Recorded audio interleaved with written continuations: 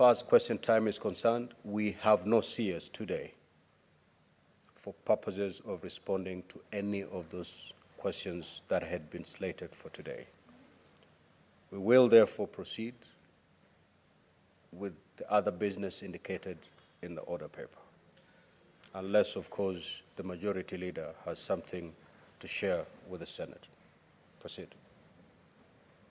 Mr. Speaker, this is a very grave matter, and I don't think the fact that the minister called you is sufficient.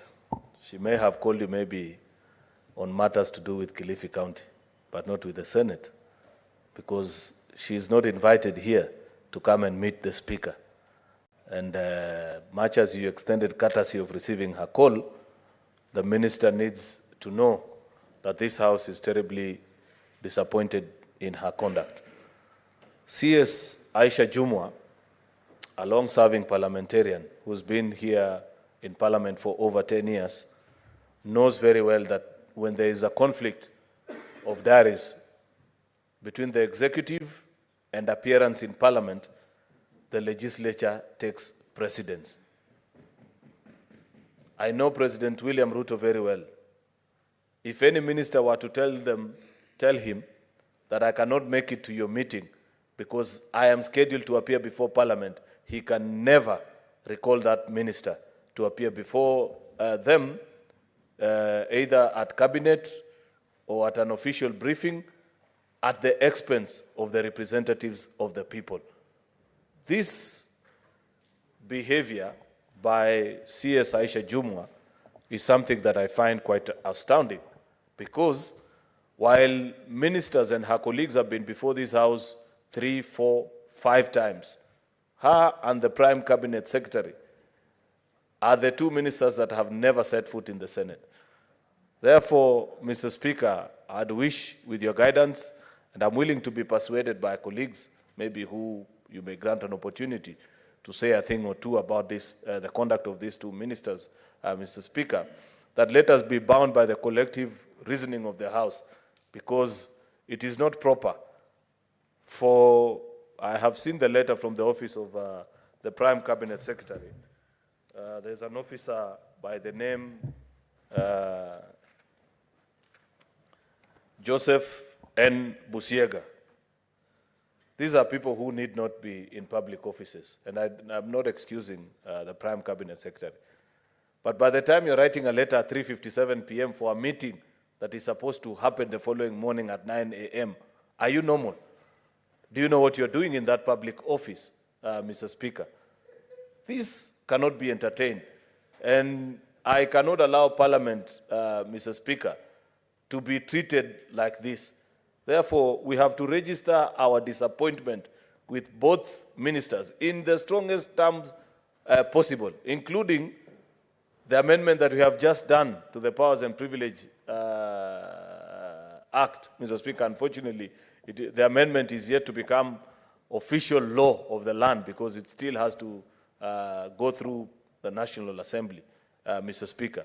But if it were up to me, we need to issue summons to both ministers, because, first of all, we need to establish whether they recognize that Parliament is bicameral.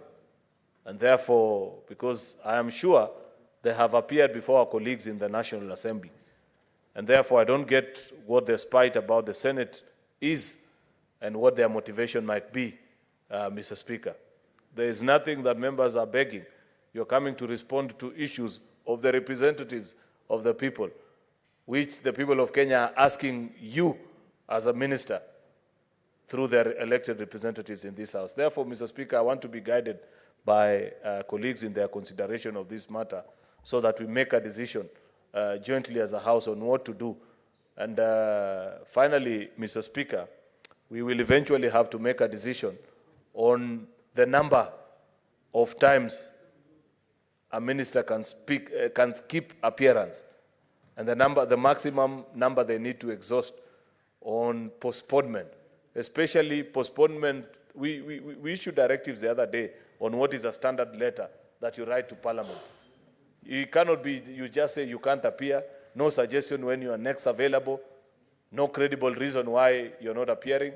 Therefore, without appearing to be lamenting, Mr. Speaker, I want to humbly request that we take a decision as a House on what to do with these two ministers. I thank you.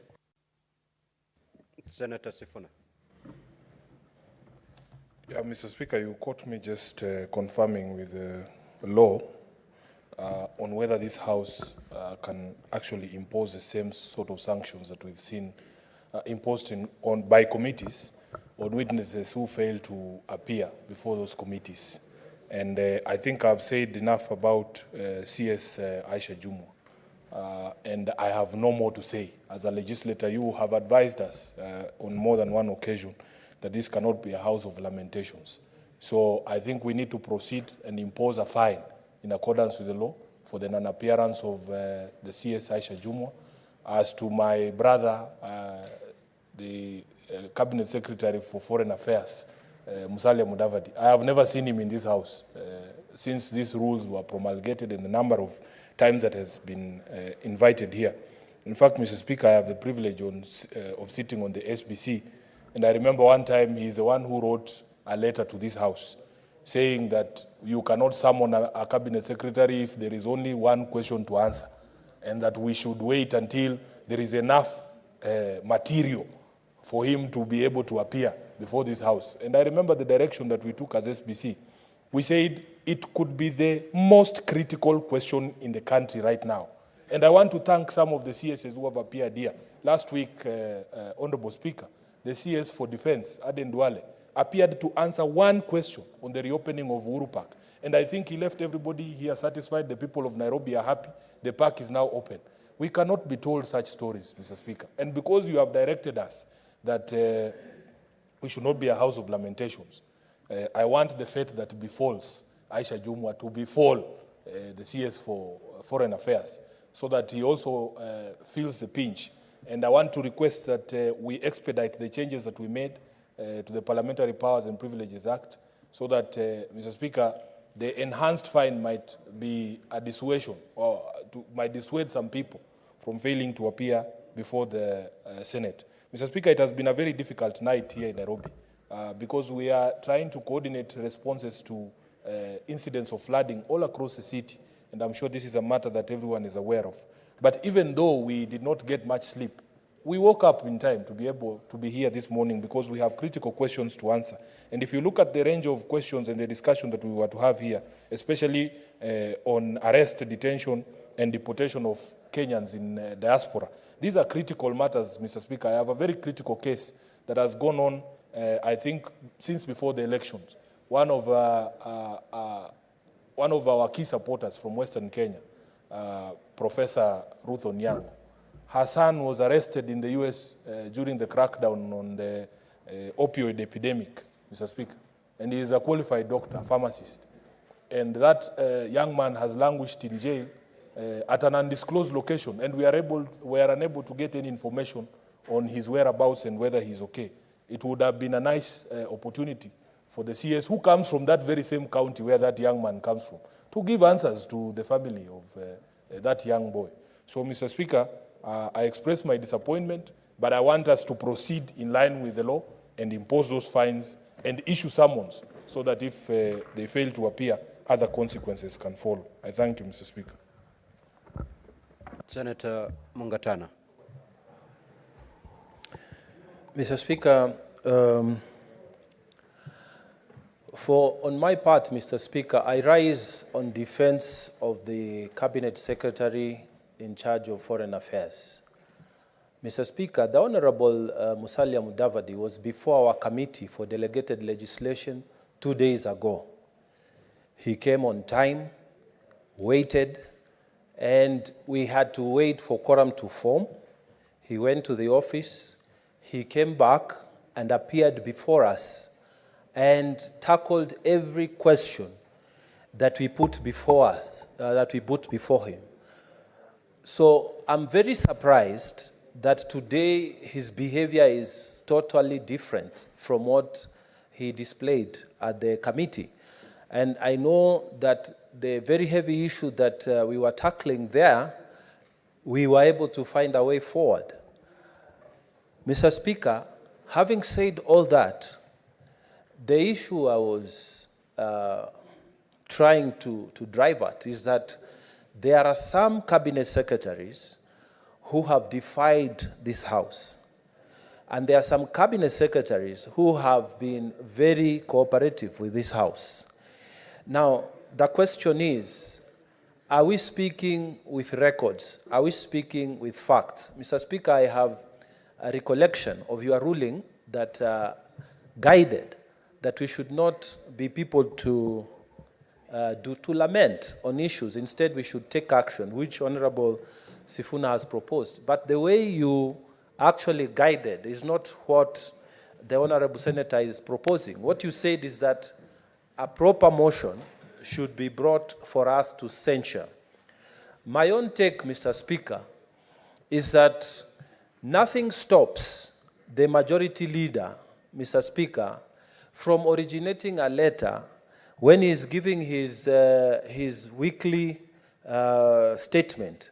Instead of just talking of how many questions we have done, how many statements we have done, what the committees have done, he should also say that there is this minister and that minister and that minister who never turned up, so that we have a proper record. And when we then move, we are all in agreement as a House that this particular minister didn't turn up, and in the weekly report by the majority leader, he didn't show up on this date, on this date, on this date, so that we can have a track. And then when we come, we pass a unanimous vote. But Mr. Speaker, the way it is that we are talking without really putting the facts on the table, it would not be helpful. So, Mr. Speaker, I am urging also action on the side of the majority leader to be mentioning these things. When he is doing that weekly report, he must also say the following ministers failed to turn up, so that we can note them, and then at the appropriate time, either him or the minority leader can bring a proper motion which should be unanimous, because we'll be referring to a record of absenteeism and failure to exercise duty. Mr. Speaker, as I sit down, I would urge the Cabinet Secretary in charge of Foreign Affairs. The question Honorable Kalwale is asking about deaths of people who are working outside in the Gulf states is a very relevant question, especially, Mr. Speaker, for those of us who come from the coast. All the 6 counties, Mr. Speaker, including Tana River County, there are many, many, many people who go to the Gulf and they do work there. And we have people who have suffered there. And I have some cases that I would have wanted to interrogate. I am asking the Cabinet Secretary, when it comes to matters of life, when matters of death, he should prioritize and come here as soon as possible to come and answer to this question. I thank you, Mr. Speaker. Majority Leader, what is your intervention? Mr. Speaker, I have a further update. The CS for Gender insists that probably there must have been a miscommunication between you and her rather. She says the request she made is that between 11 and 12, that she'd wish to appear later, not to be the first to appear. Therefore, finds the fact that it is still 10 o'clock, that it's premature for us to pass judgment that she's not appearing. And I say that she's finishing up the briefing and will be here by midday. But I'm on a point of order, Mr. Speaker. Proceed and conclude, Majority Leader. I have concluded. I have nothing useful to add because it's on your direction, Mr. Speaker,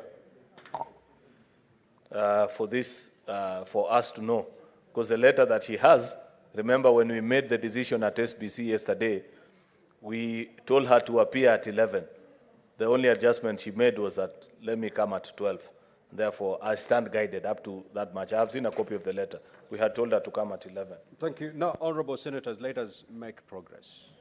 I know that the House is extremely disappointed. You are unhappy with the conduct of the Cabinet Secretaries, not just today, for the many times that Cabinet Secretaries have opted not to respect invitations from this House. If we proceed and I give each one of you, the story will be the same, expressing disappointment and displeasure at the conduct of these cabinet secretaries. Now that we have an indication that the Honorable Aisha Jumwa will be with us and will appear before this House at noon, we will proceed under Standing Order 45 to rearrange the sequence of today's order paper so that we proceed with other business as indicated in the order paper, and then once she appears at 12, we will proceed to give her an opportunity to respond to the question that has been directed to her. As far as the Prime Cabinet Secretary is concerned, if the House or any one of you is persuaded that his non-appearance and the reason given for that non-appearance is unreasonable, then you can invoke Standing Order 51D. Otherwise, honorable senators, if it's lamenting, you have done enough. You need to proceed to take action on this matter. Next Wednesday, I will not be surprised if we may not go through the same motion of lamenting. So the Honorable Senator Majority Leader and the Honorable Senator Minority Leader, you need to put this matter to rest. We cannot allow 1 hour, 2 hours of honorable senators lamenting every Wednesday morning. It's either you bite, or when a cabinet secretary does not appear, we just proceed. But we can no longer use our precious time to lament honorable senators. So to the two leaders, you need to lay this matter to rest. Either you. Yes, Honorable. Very well. Honorable Senator. Speaker, I wanted to seek your clarification on whether the options of this House are limited to the provisions of Standing Order 51D. And the clarity I'm seeking is, why is the option of the fines and other penalties that are available to the committee not available to this House as a whole? That's the clarification I wanted to seek, because this censure motion route is a longer route. At the Committee of Energy, my chairperson, the Honorable Matinga, fines people liberally for failing to appear. I don't know why that is not an action we can take this morning for the failure to appear by the CS, because we are not satisfied with the explanation that he has given. Very well. Honorable Kalwale. Thank you, Chairman. Thank you, Mr. Speaker, sir. I'm rising for clarification, not to doubt or challenge your direction. Mr. Speaker, you cannot dose the responsibility of 51D to the House. This House has a leader of majority. He was the first to state, Mr. Speaker, that we be guided by the decision of this House about the failure of the Prime Cabinet Secretary to appear. Mr. Speaker, the clarification I'm looking for is that you make two pronouncements. The first one is that on our behalf, you direct the leader of the majority to present a motion of censure against the minister. The second one, Mr. Speaker, is for you to read from the same page with the chairs of all our committees, led by the Senator of Kiambu and the Senator of Nyeri. They have been fining governors. From that chair, you pronounce a fine against the responsible minister. And finally, Mr. Speaker, on clarification, if you look at this letter, it is written by the Chief of Staff, Mr. Joseph Usieka. I have never seen in my entire life in this parliament a situation whereby a stranger in a ministry who we don't understand is addressing the Senate or Parliament for that matter. If the Cabinet Secretary is for whatever reason unable to write this letter, it should have been written by the accounting officer, who is the principal secretary. Who is this fellow? I know he comes from my home in Malaba, but Mr. Speaker, that is for purposes of doing funerals at home and weddings and all manner of things. But for purposes of official communication, the Cabinet Secretary must be warned from allowing strangers to address the Senate. A chief of staff is a very small thing, and he's not an accounting officer. The accounting officer, Mr. Speaker, is the principal secretary, whose appointment was approved by Parliament. Senator Wambua. I thank you, Mr. Speaker. Speaker, we are guided, we will not lament. Mr. Speaker, two issues. One, the matter raised by Senator Halwale on who can address the Senate and who cannot. Mr. Speaker, you need to protect this House and protect committees. The other day, Mr. Speaker, the governor for Nairobi, when he decided he was not going to appear before the Committee on Roads, he sent an acting officer to write to the committee and tell the committee that he cannot attend a meeting. The Speaker, protect this House. Secondly, Mr. Speaker, because this is likely to happen again and again, you have said that the SBC had agreed that the Cabinet Secretary for Gender was supposed to appear at 11, but later on, it now appears, if we take what the majority leader said, and we have no reason to doubt it, that there was further communication from the minister that she will appear from noon. The Speaker, for guidance, how was that communication done? Was it in writing? Or was it just a conversation, and then it was agreed that she will come at noon? Mr. Speaker, we don't lament because we want to lament. We lament because we are in trouble, Mr. Speaker. If we found ourselves in this situation, what do we do? Did she write to say, I will come at noon, or did she call and say, I'll come at noon? And what then will stop the other cabinet secretaries, Mr. Speaker, from altering the time that they're going to appear by just placing a call to maybe your office or the office of the majority leader and say, good people, I was supposed to come at 9, I'll be appearing at noon or at 11. So the House can do whatever they want to do and wait for me to appear at noon. Mr. Speaker, let's correct this. Thank you. Senator Kathuri. Thank you, Honorable Speaker, for giving me also this opportunity to make a comment on this matter. Mr. Speaker, where I sit as the chairperson committee, and when we discuss with the chairs, we have like a backlog of statements and petitions. Almost the whole statements are almost now 400, which have not been responded to. Petitions are more than 20 petitions. And the reason, Mr. Speaker, the chairs are complaining that the cabinet secretaries are not honoring their meetings when they are summoned when they are requested to appear before the committees. So, Mr. Speaker, if this trend continues, then the work of the Senate will be paralyzed. And if this is the trend, the majority leader, then we should do away with this question time so that we can divert to our usual business. Because we cannot sit as Senate, through actually the executive, the chief executive of this republic, no other than the president.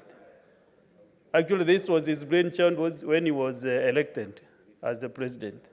And if this thing is not working for the Senate and for the National Assembly, then there is no need of having this question time by the ministers. Let us just survive the way we have been surviving.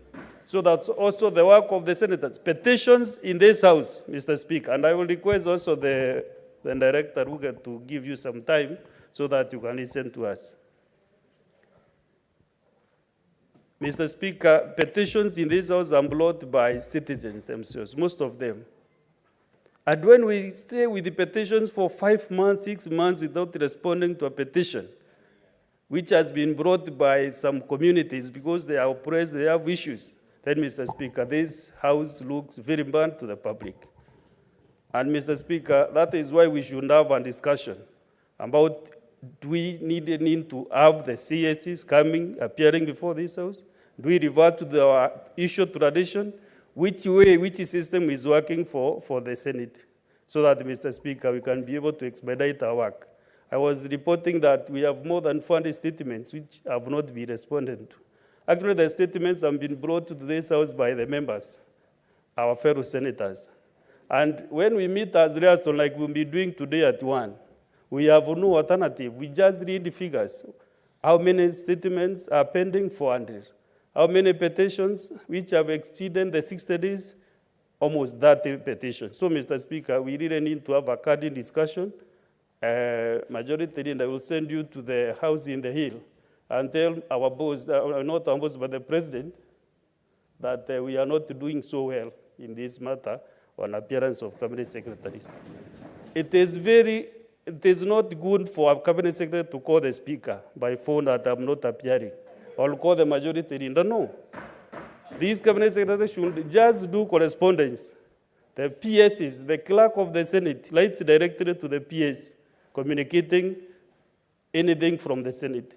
The same way, only the PS should communicate to the clerk of the Senate. Actually, this letter should be null and void, because this is what we call in Kiswahili madharau. So we need Senate to be treated the way it should be treated. We are very honorable people, even out there when you see us. But the way these CSs are treating us, it's just like primary school or high school boys. So, Mr. Speaker, this House should be respected, and I think we should not, at any time again, though you have put it, Honorable Speaker, that we should come here to win and to cry, but let action be taken. Mr. Majority, don't bother calling any CS to appear. The one who is not interested to appear, we then use 51D promptly so that we can be able to censor these people. Thank you, Honorable Speaker.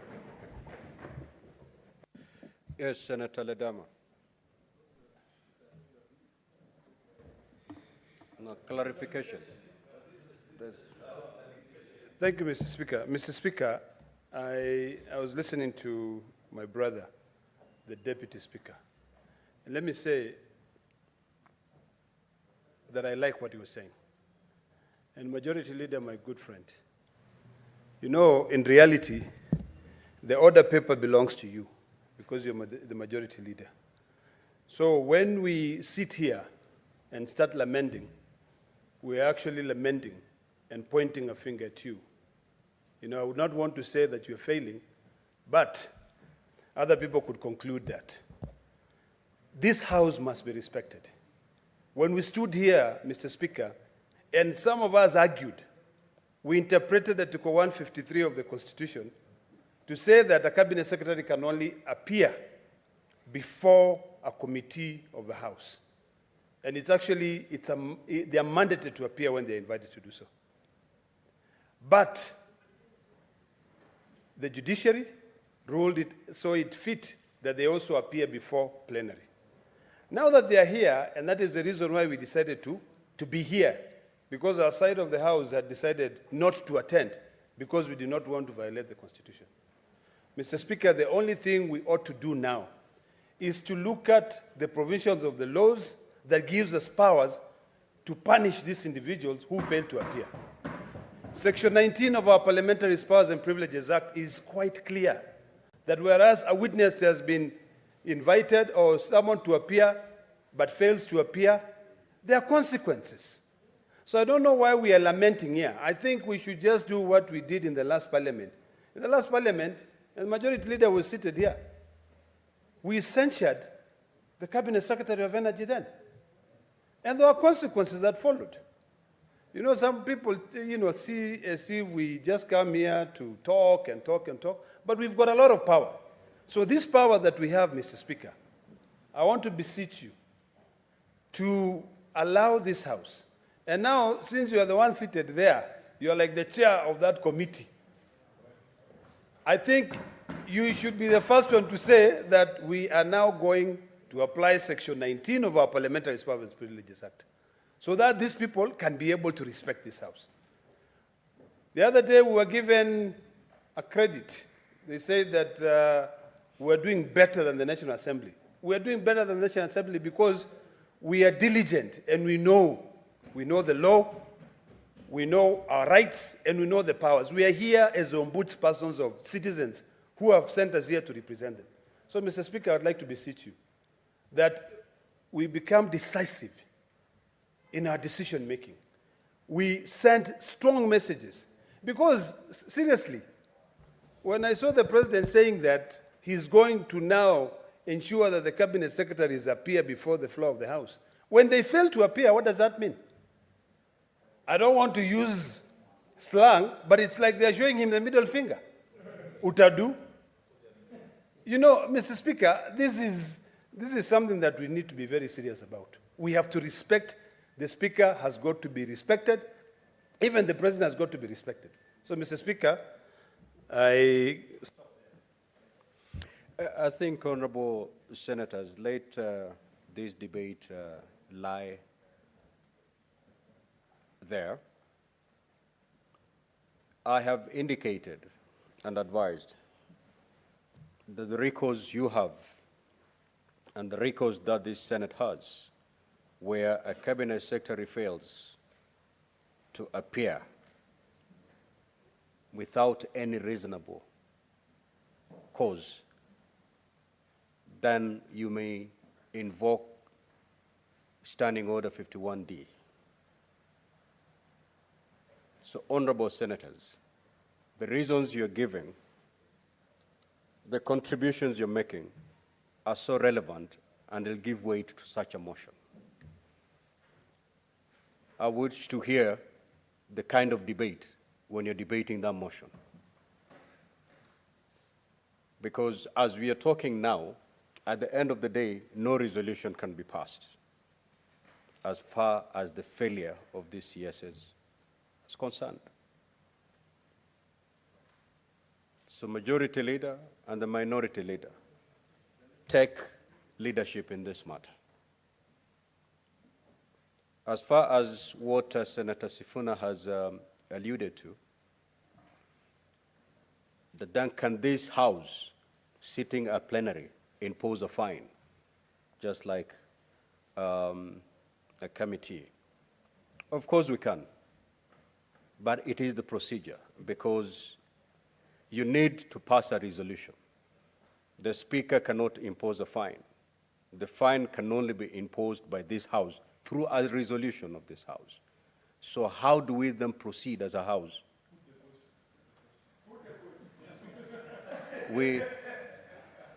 Even the amount, even the amount. And my advice will be, what Senator Sifuna has alluded to is very valid, and it is something that next Tuesday, as we sit as SBC, we'll put our heads together so that we neaten out the procedure on how this House can resolve on imposing a fine to a cabinet secretary who has failed to attend. That will be my advice for today. Honorable senators, let us now proceed to tackle the other business in our order paper as we wait for the CS agenda at noon. The mode of communication, yes, that's an issue that has been put forward for determination by honorable senators. The only officer who can communicate to the Senate, just like in the Senate, the only officer who communicates with other institutions out there is the clerk. As far as ministries are concerned, the only officer that will accept the communication It's either the permanent secretary or the CS themselves. Any other letter, any letter written by any officer other than the PS or the CS will be deemed a no communication. So, clerk, this communication has to be communicated to all honorable CSs, that if the Senate received a letter that has no hand of the PS or the Cabinet Secretary, it shall not be deemed to be a communication to the Senate. Kindly communicate that. Now, honorable senators, allow me to invoke Standing Order 45 to rearrange the order paper. Instead of proceeding to discuss order number 8, which is a motion by the honorable senator for Mombasa, we will proceed to prosecute order number 9. That is the motion on the status of pending bills in counties. So, clerk, proceed to call that order, please. Order number 9, motion. Status of pending bills in counties. Resumption of debate interrupted on Thursday, 20th March 2024.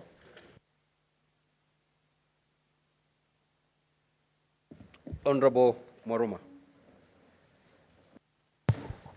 Asante Mheshimiwa Spika kwa hii fursa umenipa ili kuchangia huu mswada ulioletwa na Senator wa Narok, Senator Ledama Olekina, kuhusu malipo ya wanakandarasi ambao wamefanya kazi kwa serikali zetu za kaunti.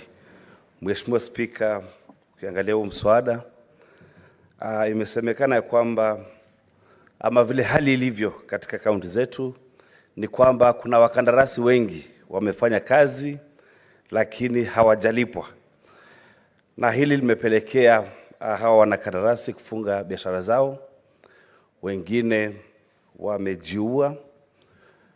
Banki nyingi zimekataa saizi kupatia wakandarasi ambao wanafanya kazi na county government ama serikali za county pesa, na hii imepelekea umaskini mwingi, Mheshimiwa Spika, kwa hawa wanakandarasi.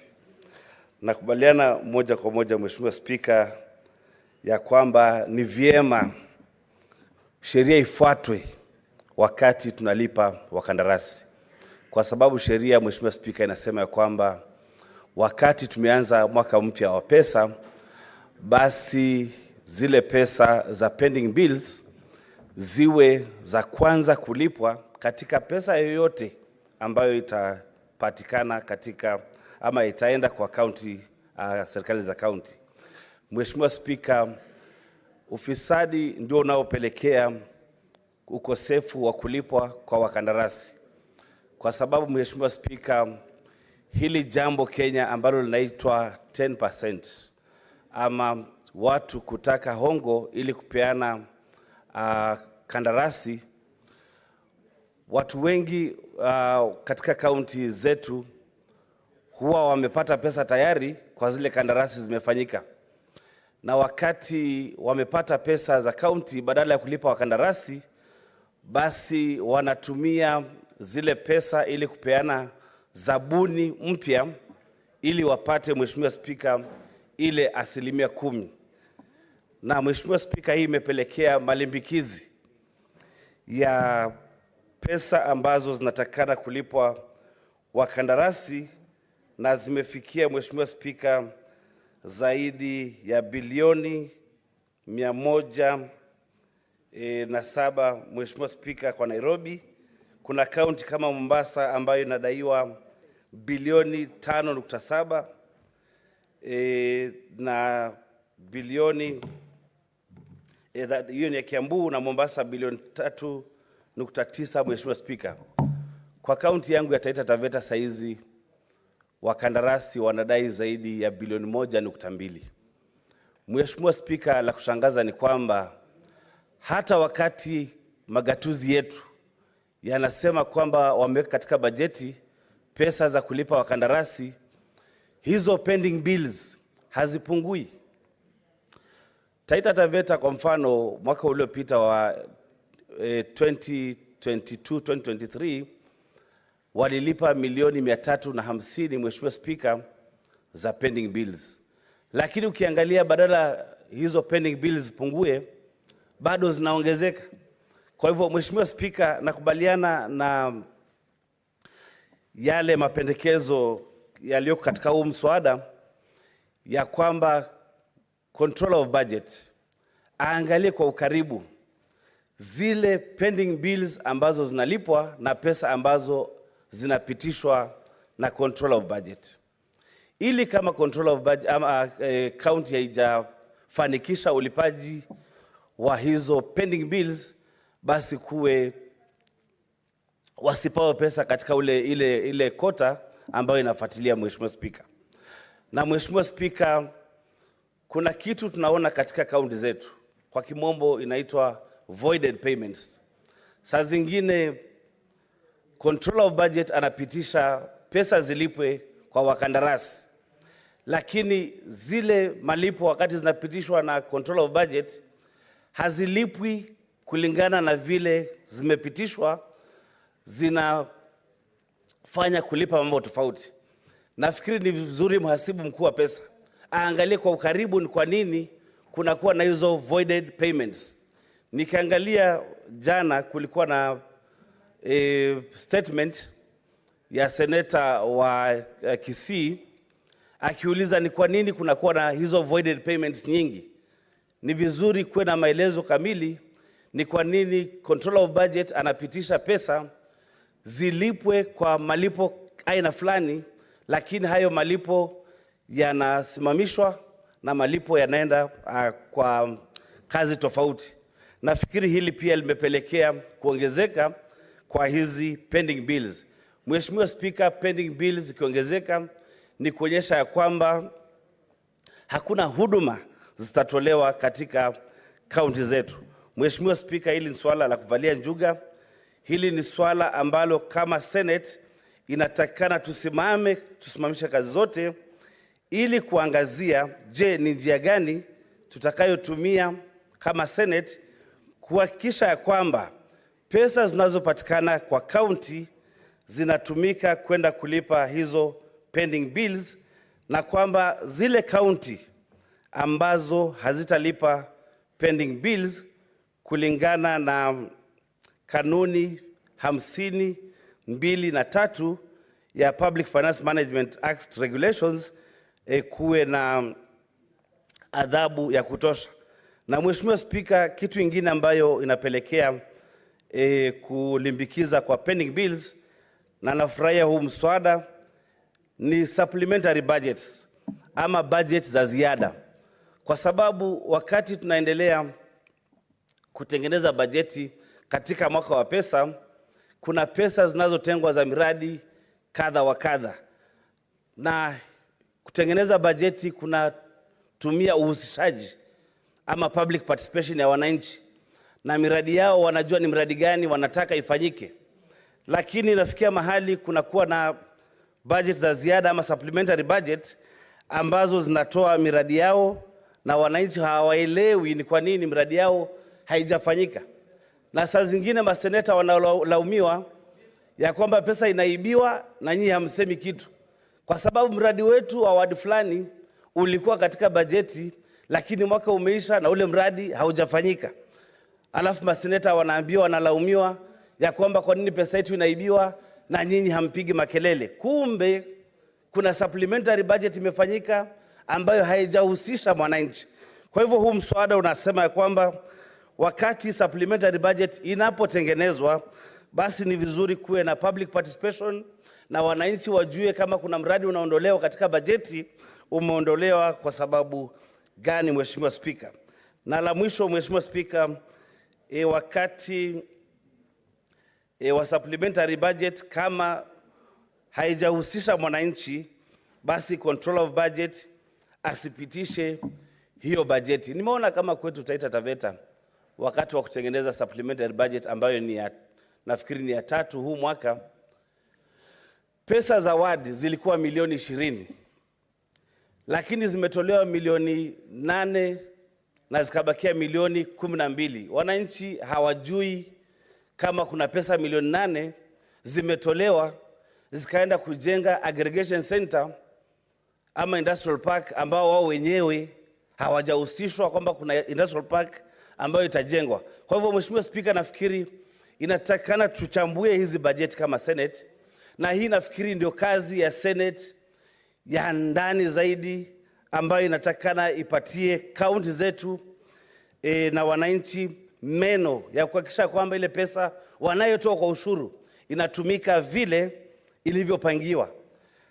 La sivyo, Mheshimiwa Spika, tutakuwa tunapata malimbikizi ya pending bills, tutakuwa miradi haifanyiki na hatuelewi kwa nini haifanyiki, kumbe imetolewa kwa sababu ya supplementary budget ambayo haihusishi wananchi.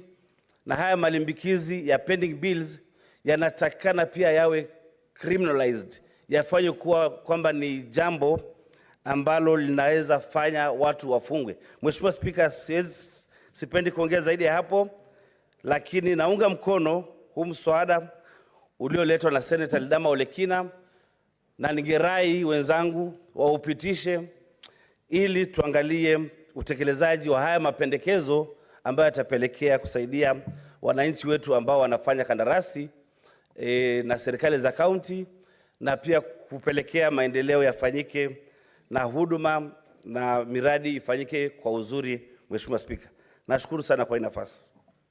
Senator Wamatinga. Thank you very much, Mr. Speaker, sir, for this opportunity. I also like to support this motion by Senator Fonaro. Mr. Speaker, sir, the issue of pending bill cuts across both governments, the national and the county government. Indeed, a very sad affair, because the governments, at both levels, have resorted to borrowing money from unwilling suppliers and contractors.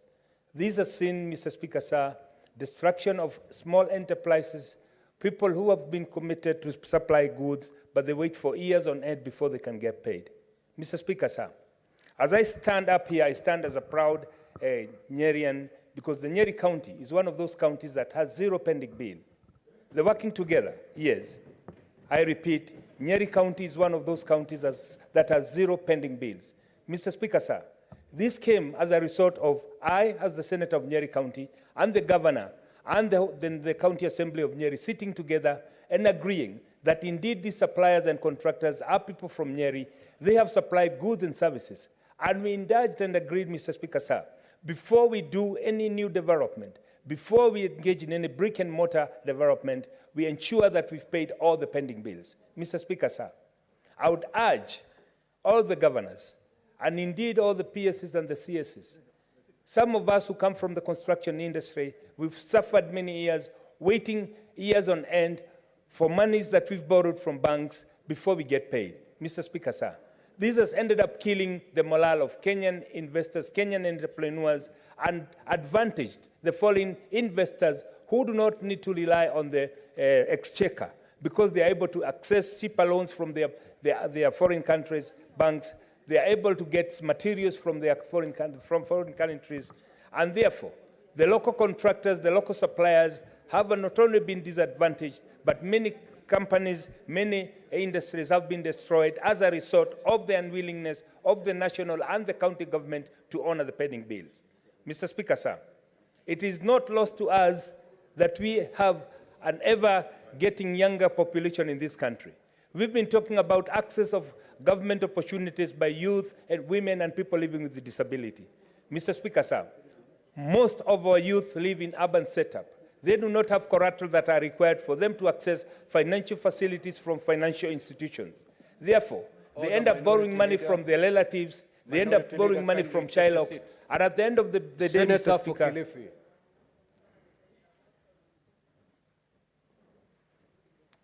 proceed. Thank you, Mr. Speaker. At the end of the day, because of non-performance on the part of the payment, Mr. Speaker, most of these young people who are the future of this country, they end up not only demoralized, but some of them end up with mental issues because of depression. Mr. Speaker, sir, it is the high time that the governors of this country, those who have huge pending bills, starting with the governors of Nairobi, governor of Kiambu and the rest, they must look at it. And Mr. Speaker, sir, we've looked and analyzed and interrogated the issue of pending bill. And indeed, we have seen that those counties that have changed governors multiple times have very huge pending bills. Given the fact that those who get into the office are not prepared to honor the pending bills of their predecessors. This, Mr. Speaker, sir, has a double-pronged approach. One, it's because we know that corruption is deeply embedded in our procurement systems. The people who run the procurement systems and the supply chain management, they do prefer to give new tenders, to issue new contracts, because they'll get their kickback. Mr. Speaker, sir, this is an issue that we must call out and call it the way it is. Indeed, a sad affair. When you see that new contracts are being issued every financial year for the same services, for the same work being done, and the previous ones are not honored, Mr. Speaker. Senator Miraj, kindly go take your call out of the chamber. Thank you, Mr. Speaker, for protecting me. Mr. Speaker, sir, I would urge my fellow senators, let's get into dialogue with our governors.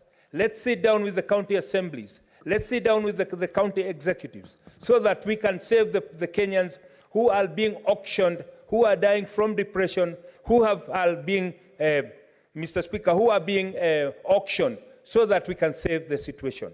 This can only be done through concerted effort and us putting mechanisms in place and measures in place so that there is no new commitment, no new procurement is done before the pending bills are settled. Failure to do this, Mr. Speaker, sir, we will not only ruin the companies, but we will also see a lot of people losing their property because, Mr. Speaker, most contractors, most suppliers, they resort to borrowing money from the banks and servicing the loans. It is known to everybody, Mr. Speaker, that loans and credit facilities in this country are very, very expensive. A couple of times of rolling over, you end up losing all the profit that you made in a project. Now, Mr. Speaker, it is left to us as senators to come up with mechanisms to ensure that those counties that are owing Kenyans billions of shillings, that we make them pay them first. Mr. Speaker, sir, I would suggest that there is a mechanism, because the suppliers are known, the contractors are known, there is a mechanism that can be put in place through the IFMIS system to ensure that money that is being allocated to the county government, even before it's allocated, all the pending bills have been settled. Mr. Speaker, the law of Kenya is very clear. Pending bill should be the first charge before a commitment is made. And has been said by a senator here in this floor. We know that many governors end up coming up with supplementary budgets so that they do not have to go through the public participation services.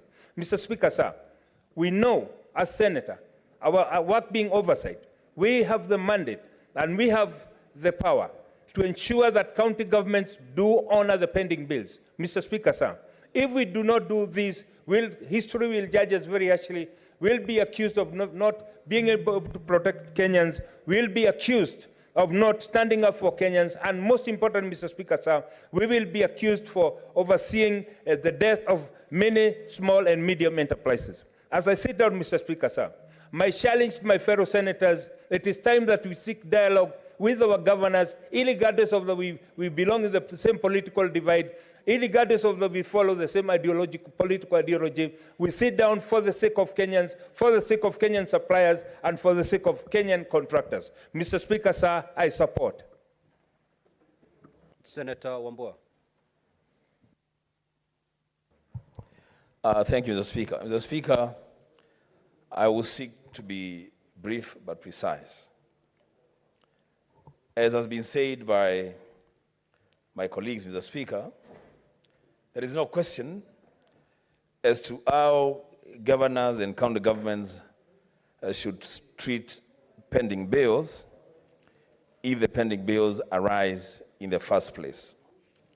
Mr. Speaker, I take the position that actually pending bills or the existence of pending bills in any county is a very loud testimony of corruption, of incompetence, and of blatant disrespect to the Constitution and ordinary legislation. I say this, Mr. Speaker, because we all know that before a chief officer in any county government signs a contract to issue any contract to any contractor, to any supplier, they must do two things, Mr. Speaker. One, they must confirm in writing that the funds for that project are available.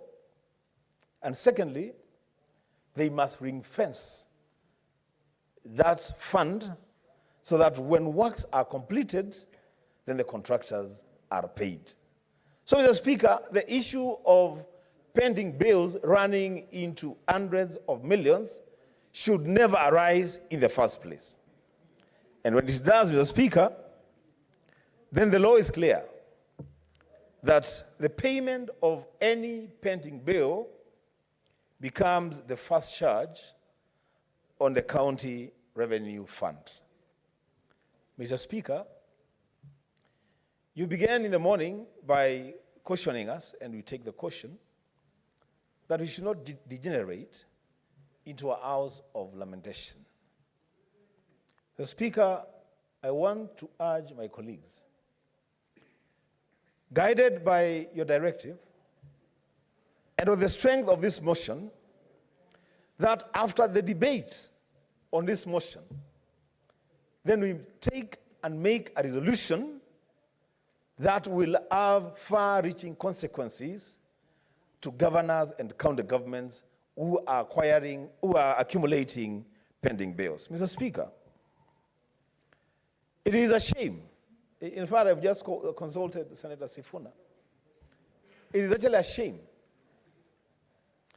that the city county of Nairobi, the seat of power of the national executive, the seat of power of the national parliament, the Speaker, the seat of power of all executive offices, national executive offices, has accumulated pending bills amounting to 107 billion Kenya shillings. Mr. Speaker, the annual equitable share to the county of Nairobi is 20 billion. So what these executives in the county executive of Nairobi have done is that they have accumulated pending bills 5 times their annual equitable share through the Division of Revenue Bill. Mr. Speaker, as I said, if we are to be seen to be serious, and we must be seen to be serious, then we cannot just debate this motion and go home. No, Mr. Speaker. We must come up with a resolution on how to deal with this kind of shame. Mr. Speaker, that route that county governors think they are very clever to use all the time through supplementary budgets, to tinker with budgets and do things that are not captured by the public. Mr. Speaker, I want to take the floor of the Senate and challenge the honorable members of county assemblies across this country, in the 47 counties, to ensure, because this is a matter of primary oversight, to ensure, Mr. Speaker, that every supplementary budget is taken through the entire process of budget making, and that there is public participation on any supplementary budget, Mr. Speaker. This way, Mr. Speaker, we shall be able to at least minimize the shoddy deals that are being cut through supplementary budgets. Mr. Speaker, we have obligations. County governments have obligations. National government has obligations to banks and to financial institutions. That's why, Mr. Speaker, when financial instruments fall due, everything else stops. To make sure that we honor our obligations to international banks and financial institutions. Why is it that when we have loans, that we have to pay to institutions outside this country, we are willing to even starve ourselves to pay those bills. But when it comes to our own local contractors, our own local suppliers, Mr. Speaker, we are willing to tell them to wait for 5 years, for 6 years, for 10 years. We are killing businesses, we are killing enterprise, we are killing our own people, Mr. Speaker. As a house that is mandated by the law and the Constitution to defend devolution and protect the interests of counties and county governments, Mr. Speaker, this matter of pending bills is a matter that, as I said, we cannot just debate. Senator Alwal, we just can't debate this matter. This is a matter that needs a strong resolution, and we follow up and follow through to ensure that the resolution of this House on this matter of pending bills is implemented. Mr. Speaker, with those submissions, I rest my case. Senator Boni. Thank you, Mr. Speaker. Mr. Speaker, I'm truly impressed by the industry of the Senator of Narok. If the recommendations that he has proposed in this motion could be approved by this House, it would be a profound statement on the way forward to solve the problem of pending bills. Taking over from where the Senator of Kitui has left, how can we say that this House serves to protect counties and county governments when we have allowed the county of Nairobi to owe people who have actually delivered goods and services a whopping 107 billion shillings? We are failing, Mr. Speaker. And when the governor is invited to come before the House, he shows us the middle finger. I have chaired one such a meeting where we were forced to fine him 500,000 shillings. And in another meeting chaired by the Senator of Kiambu, again, a similar punishment was dished out to him.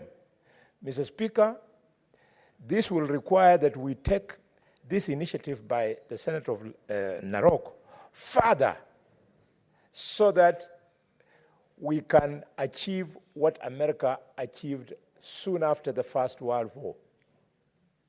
Soon after the First World War, Mr. Speaker, America improved its infrastructure by encouraging local entrepreneurs. They blocked out companies from Europe from coming to do business in the US, and in the process, the monies that were used, borrowed and otherwise, by local entrepreneurs in the United States of America, opened up the economy of America to date. America is the biggest economy in the world. If we are going to read from that, Mr. Speaker, we are therefore saying, if we push counties to pay entrepreneurs, we will open up the economies of all our 47 counties, especially if we also add a rider that contracts must be given to local people in a county unless the expertise for doing a particular project does not exist within that particular county, Mr. Speaker. Mr. Speaker, it reminds me, the day before yesterday, on 22nd of April, on Monday, in Kakamega, thanks for the responsibility this House gave me, I carried out an oversight function at the Kakamega Golf Hotel, where I invited all creditors to the county government of Kakamega, to whom pending bills are due, to come so that we could workshop together. And allies, Mr. Speaker, we invited the county assembly, we invited the county executive, they did not come. The documents we were using, Mr. Speaker, in that meeting were submitted by the governor of Kakamega to the Finance and Budget Committee. So we had wondered these creditors to come and verify those lists, Mr. Speaker, and validate. The governor saw no sense in coming. Instead, he went and peddled influence at the police station, and the police had the audacity to come and storm the hotel so as to disperse us, Mr. Speaker. It was a very low moment for this House. A very low moment. I have decided that I'll keep the course and allow the people of Kakamega to make their own decision about this. Mr. Speaker, one of the companies presented documents in that great meeting where the old man, he's in his 80s, he's one of the most successful business people in Kakamega, he's owed 250 million shillings. And that does not bother the governor. Mr. Speaker, the recommendation in this motion where the Senator of Narok is putting, for example, where has it gone? Yes, here it is, Mr. Speaker, where the Senator of Narok is attempting to say, if this particular amount of money is owed, let it be cleared with this financial year. He's starting a conversation. And I want to challenge myself, challenge the Finance and Budget Committee, and challenge the entire House, that let us carry this conversation further so that we help all the counties of Kenya. In Nairobi, therefore, it means if people were to wait for all the 20 billion that we give Nairobi to be given out to them, some companies will be paid 5 years later. We are failing. I had a sitting with the control of budget in our office over this.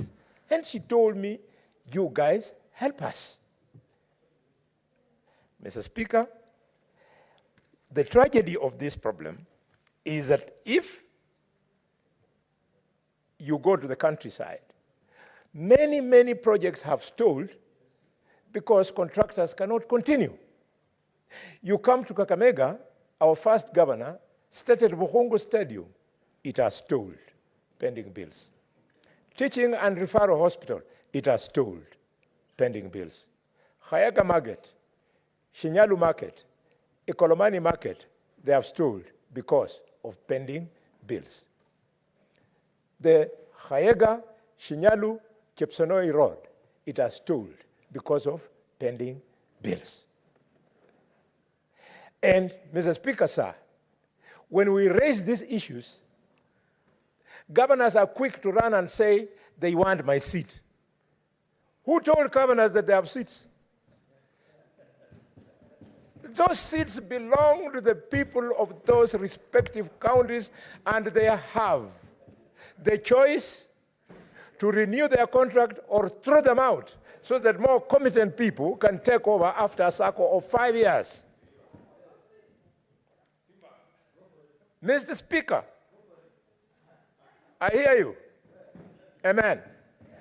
Mr. Speaker, if we are not firm as Parliament, we'll either throw our country into instability, like what is happening in West Africa.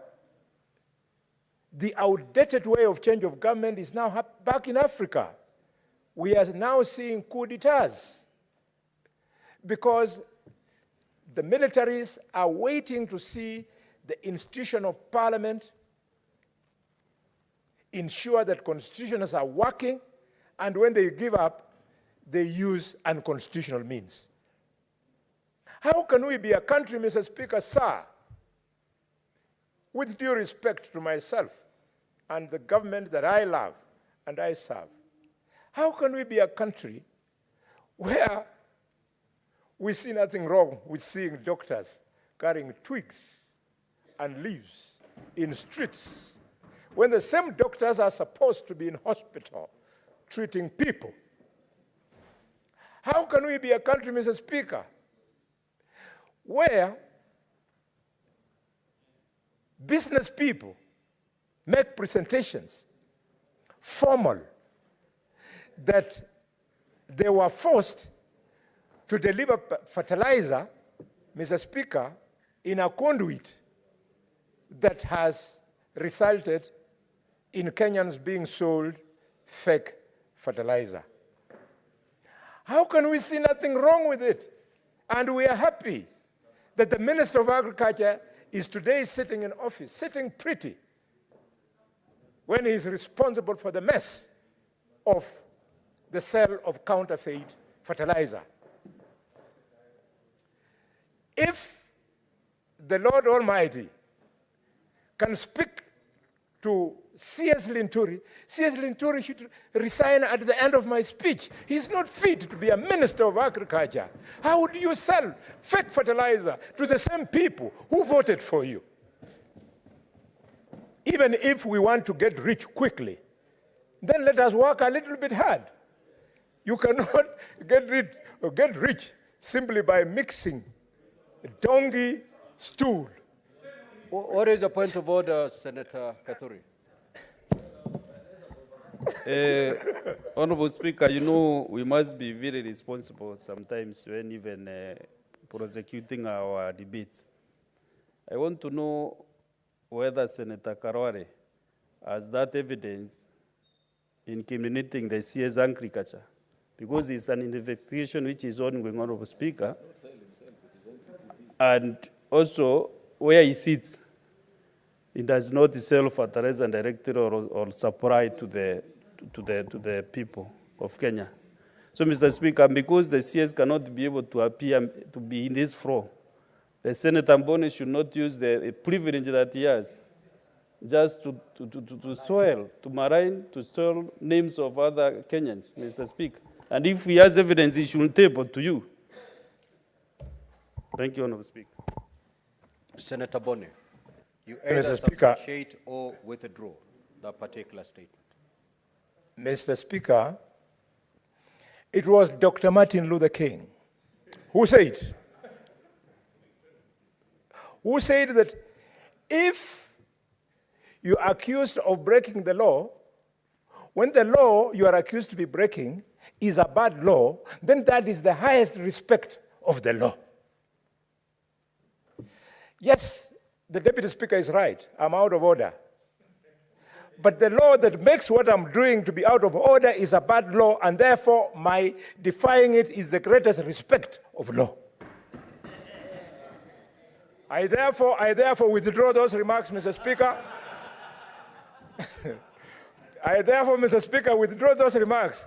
And I tell the Deputy Speaker, it's on the way, it's coming. The Senate Agriculture Committee is seized of this matter. In the National Assembly is seized of this matter. In fact, this weekend they are in Kakamega. They are on the case. The report will come and I'll be vindicated. Mr. Speaker, I say these things because, forget about the minister. I say these things because if you go to a place like Kandui in Bungoma, where Senator Edwin Sifuna comes from, there is this woman who has got 1 acre of land, and she's a mamamboga. For her to raise 2,500 out of selling vegetables, enough to buy fertilizer to plant that 1 acre, is very tight. So when she succeeds, and then we should change them through what we call in Kikuyu mafwenyi, Mr. Speaker, is corruption. Mr. Speaker, it's very unfortunate. I hope in the fullness of time that we will serve the people of Kenya. It's a privilege for all of us, wherever we are, elected. It doesn't matter which office, once you are elected. It's a privilege for you to be there because those people had an option to elect the man or woman you defeated. Tell me who, including the president, was elected and opposed in this country. Mr. Speaker, I support this initiative by Senator Latama. Thank you very much. Senator Haji.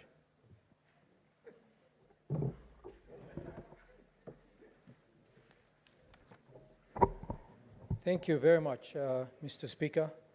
Mr. Speaker, I also rise in support of the motion by Senator Olekina. And I think it's a good motion, Mr. Speaker. And it is also important and crucial to acknowledge the adverse effects of the accumulated pending bills. Mr. Speaker, it has led to the closure of businesses. It has led to mental stress to some of the individuals who've done business with county governments. But also, Mr. Speaker, it is also equally important to recognize the diligent efforts of county governments in addressing the issues within their county. Mr. Speaker, sir, this motion gives me an opportunity to vilify governors from the counties of Northeastern as far as the issue of paying pending bills is concerned.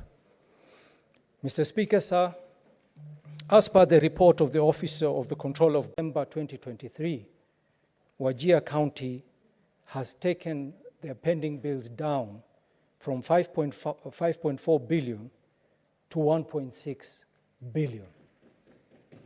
That is a huge, huge difference. And it is also important that as we, as a Senate, we are always known to be bashing the county the governors. It is also important that we also praise them from time to time. Such an example is a commendable example, and it is what we want of governors, of all governors, Mr. Speaker. Mr. Speaker, my county as well has done a good job in paying their pending bills. Garissa County, at the end of 2022, December 2022, had a pending bill of 1.3 billion. As per the report, at the end of December 2023, Garissa County stands with a pending bill of 600 million, which means that the governor has paid half of the pending bills that he found in that county when he got into.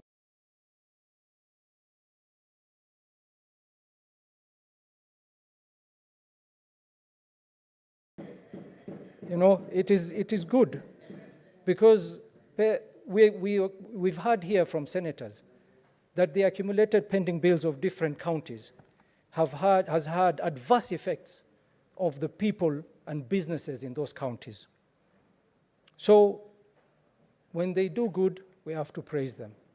And when they do bad, we also have to be harsh and tough and bash them and be able to give them feedback that will be able to change them. And if they don't change, then the people of those counties should change. Mr. Speaker, as far as this motion is concerned, I support it, but I would also want the senator who's moving this motion to amend some of the wordings of the motion so that we don't put all the governors in one basket and give this impression that county governors never do anything good.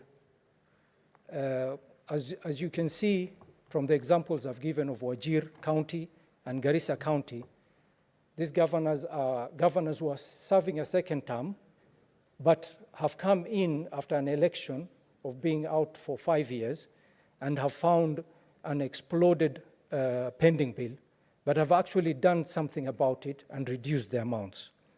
Mr. Speaker, sir, this motion, as far as I'm concerned, should be very harsh on the county governments that have not done anything since they came to office in reducing the amounts of the pending bills.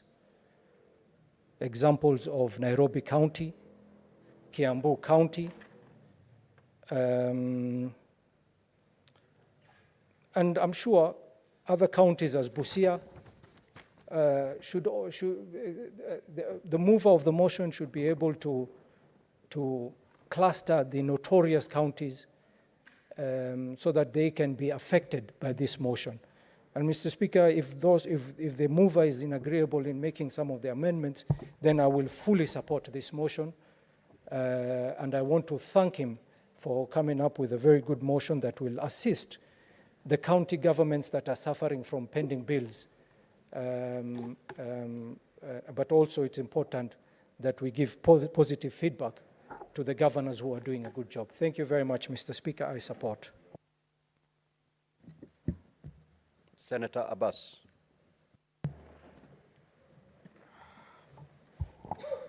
Thank you, Honorable Speaker.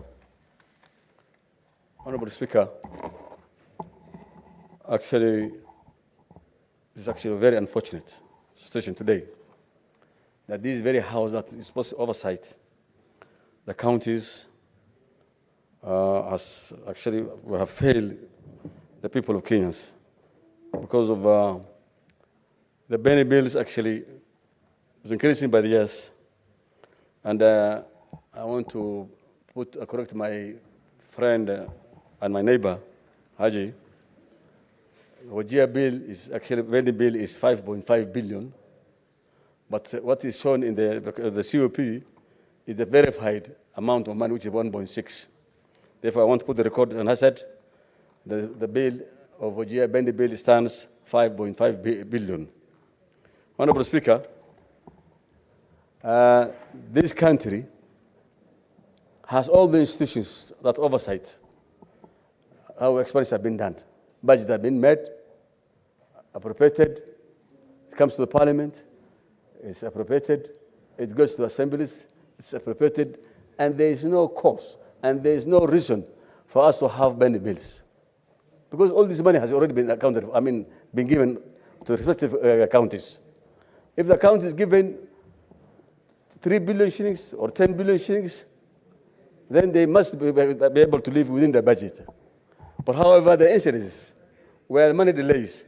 In any case, according to the PFM Act, all monies that are pending, the first charge of every financial year must be paid. So what is happening is that actually it's negligence on the side of, on the side of the governors. Every governor comes and they make their own commitment, excluding, and then they keep the previous bills aside, which is actually not acceptable in this country. Honorable Speaker, one other thing is this country, we have the anti-corruption, many institutions of oversight. We have the DCIs, we have the parliament, we have, so many institutions are in place. But unfortunately, Kenyans are suffering. One thing, Honorable Speaker, people are not able to take even their children to school because they have spent the money. They were given contracts, they applied for it, they underwent all the process, they paid their own money. So, the contractor, the supplier, the hardware persons, the Shangarao guys, the guys who supply the cement, all these people now are stranded. And therefore, there's a lot of huge bills that is now being kept.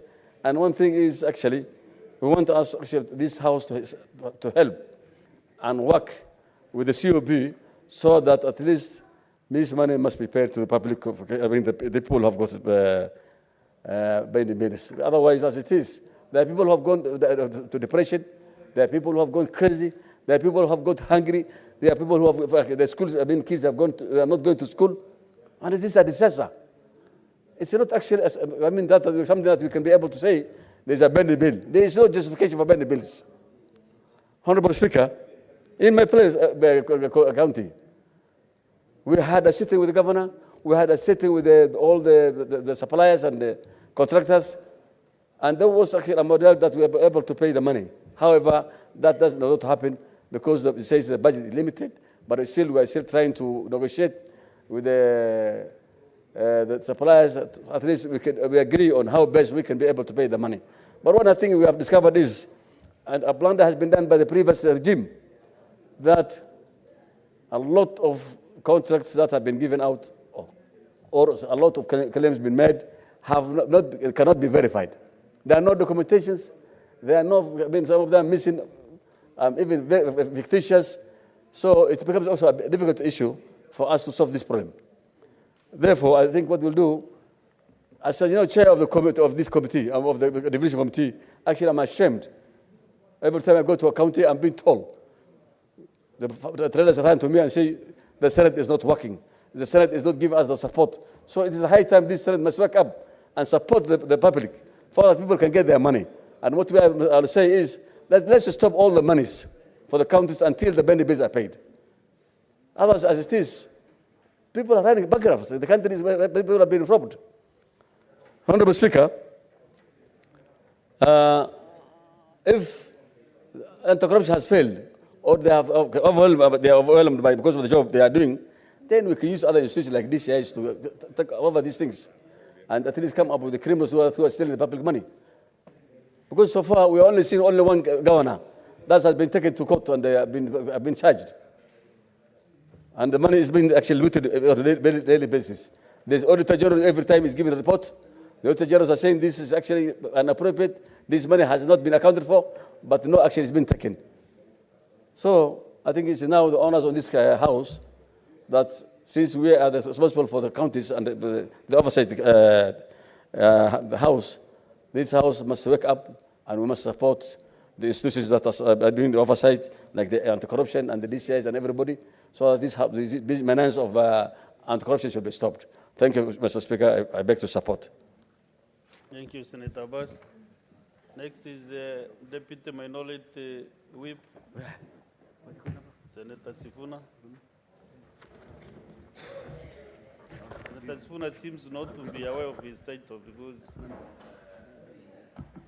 Mr. Speaker, before you get to the end of that statement, there is no way of me knowing you're talking about me when you start by deputy minority. It could be leader, it could be whip. So until I heard the last word in your statement, I didn't know that you were speaking about me. But thank you, Mr. Speaker. Actually, Mr. Speaker, I am speaking to this House on a very difficult day for the people of Nairobi. Mr. Speaker, as we speak right now, many of our people are marooned in their homes. I have seen videos and photos of people on rooftops. Some homes have been swept away. Roads have been swept away. Mr. Speaker, as we speak right now, footbridges in places like Kamkunji and those connecting Kamkunji to Makadara and Embakasi West, all of them have been swept away, Mr. Speaker, because of the rains that are going on. Mr. Speaker, we have a humanitarian crisis that is unfolding in Madare Valley, and especially in Hospital Ward and Utalii wards. And at this particular point in time, Mr. Speaker, we want to acknowledge that the county government of Nairobi, for all its efforts, is overwhelmed, and we would want to be asking and urging the national government and all the national emergency services to be mobilized in order to save lives in many areas of the city. Mr. Speaker, there is a connection between what is happening now and the motion that is before this House on pending bills. One of the things that breaks my heart, Mr. Speaker, that every time we discuss problems in counties, Nairobi is always at the top of that list in terms of being the worst. Mr. Speaker, you will remember that just a few weeks ago, we were discussing the question of pending remittances to pension funds, including Lab Fund and Lab Trust. And 3/4 of the money, I think it was about 48 out of the 60+ billion shillings that was owed to the pension funds. Nairobi had the bulk of those unremitted funds. Mr. Speaker, just recently, there was a report on the number of teenage pregnancies across the country, and it didn't surprise me that, again, we were number 1 on that list. So anytime there is a problem across the country, any ranking, we are always at the top of the worst possible list, Mr. Speaker. And it is not another surprise that when we're discussing pending bills, out of the 160 billion that is owed by all the 47 counties, Nairobi has 107 billion out of that. Mr. Speaker, therefore, this motion, I want to thank the Senator for Narok, because this is a motion that is meant to come and save the people of Nairobi. If you look at, Mr. Speaker, the breakdown of that amount of 107, there is the report of the Auditor General for the year ending June 2023. Mr. Speaker, you can see that there is an analysis of the pending bills, the 107 billion shillings that we are speaking about. It is Annexure 2 of the Auditor General's report. Mr. Speaker, first, there is a lot that is made about the 20 billion shillings that is owed to lawyers alone in Nairobi. And whereas many things have been said about it, we would want there to be a process where all these bills are actually taken through an audit process. There was an attempt by the government of Governor Sakaja when they came in. They brought in a task force to look at whether indeed those bills are payable. I know that it was shared by Senior Counsel Kamotho Waiganjo, but Mr. Speaker, there was an intervention from the High Court sitting in Kitale that declared all those processes to be extra legal, so that most of these committees were being disbanded without ever handing in their final reports to tell us whether those bills are payable or not. I want to speak, Mr. Speaker, as a senator of Nairobi, that in fact, sometimes the lawyers are lumped all together, and many claim that, many of those legal bills are fictitious. But there is a process in the Office of the Auditor General to ascertain what is payable and what is not payable. There are many good young lawyers who have done work for the county government of Nairobi, but who are not being paid, Mr. Speaker, at the expense of a few rogue lawyers and especially senior people in the profession who, Mr. Speaker, will raise ridiculous fee notes for work that is not commensurate to that payment. So that, Mr. Speaker, we need to isolate those cases where we believe work was genuinely done, people are genuinely required to be paid, and those payments to be made.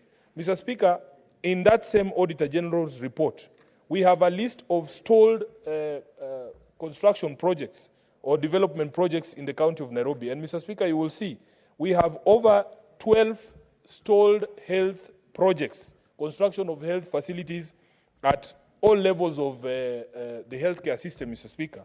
And it amounts to almost 1.4 billion shillings, pending bills. And I've given the example on this floor of the construction works that have stalled at our level 5 hospitals.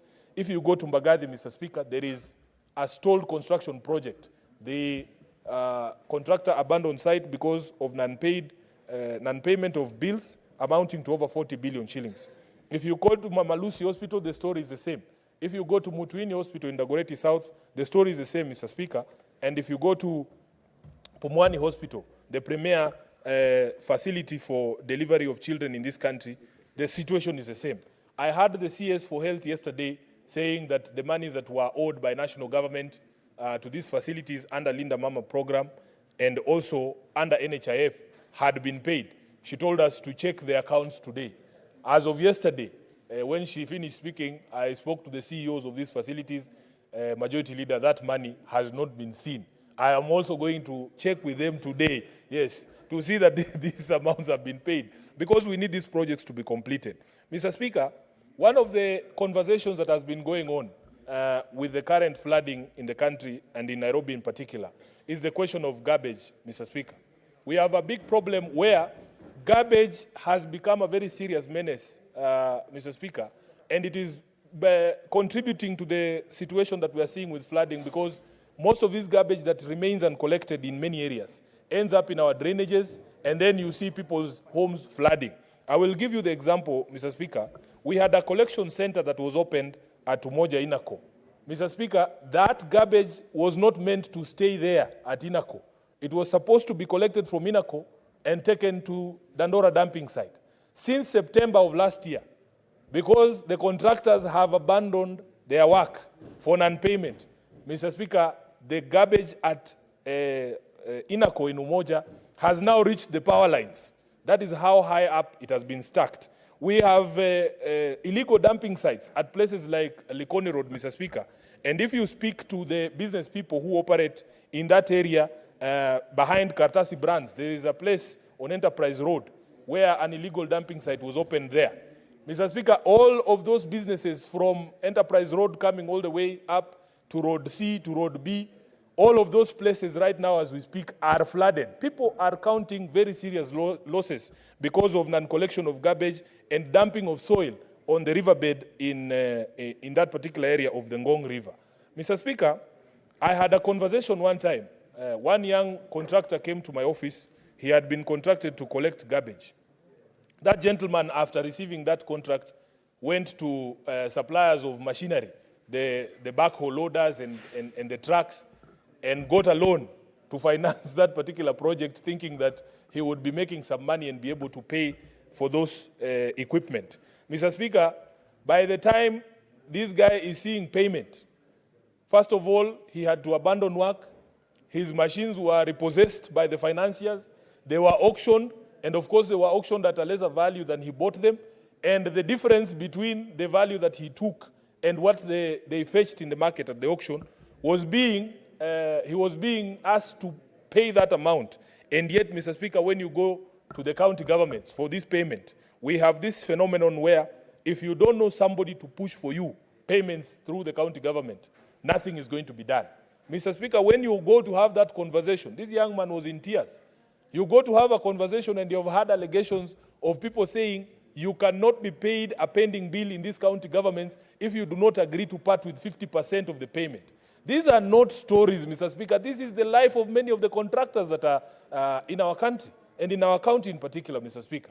So the motion that has been brought by the Senator for Narok, I actually believe is a timely motion, and I would go a step further because some of the recommendations that he has made here.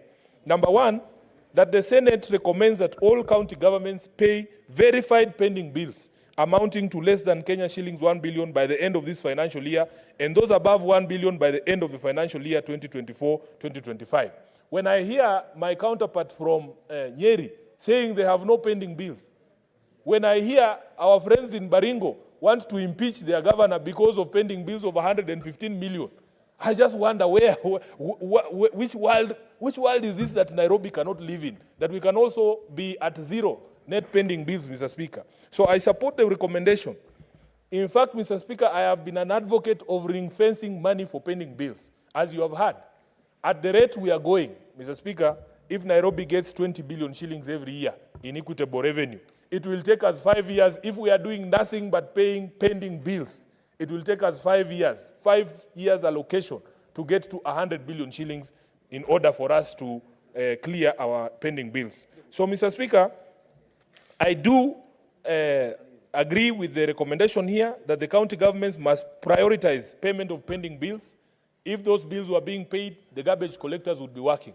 Mr. Speaker, I forgot to tell you that if you look at the report of the Auditor General of the year ending June 2023, the number of stalled road projects, these are construction projects that include roads and ECDE, are over 50 projects, Mr. Speaker. And some of them include works that would have, that would have made the situation with flooding a bit more better than it is right now. Mr. Speaker, we have stalled projects with sports facilities as well, amounting to 64 million shillings, pending bills owed to people who are supposed to be completing construction of sports stadia in Nairobi.